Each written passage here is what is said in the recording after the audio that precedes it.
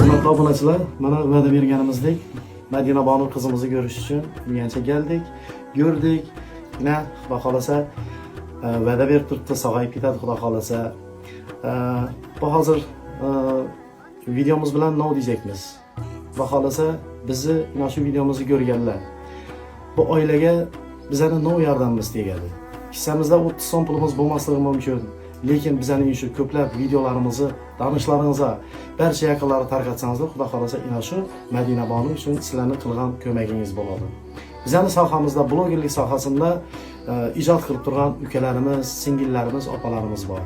Mabodo siz ina shu videoni ko'rib qolsangiz, e'tibordan qoldirmasdan, agar mabodo vaqtingiz bo'ladigan bo'lsa, bir istoriya qo'yib yoki bo'lmasa bir nefpost qilib qo'ysangiz ham biz quvonamiz. Chunki biz tezlashib videoni ko'plab insonlara qalbina shunday bir yaxshilikni tuyib, shuni nera qilsam ekan deb qidirib yurgan odamlarga biz shu videolarni yetkazishimiz kerak. Bunda faqatgina sizning kuchingiz, sizning ko'magingiz kerak bo'ladi. Hammangizni yaxshi ko'ramiz. Madina Bonuni yaxshi ko'radi Alloh. Keling safimizga qo'shilinglar. Shu qizimizni birgalikda yaxshi qilamiz. Azizlar, bu gaplarimiz bilan nima deyacakmiz? Muhtoj insonga qilingan yordam hech qachon oyoq osti bo'lmaydi. Siz albatta shu 100% qaytadi. Aka, xudo xolasa, yaxshi kunlarda ko'rishamiz. Yaxshi. Bo'pti. Sog' bo'ling.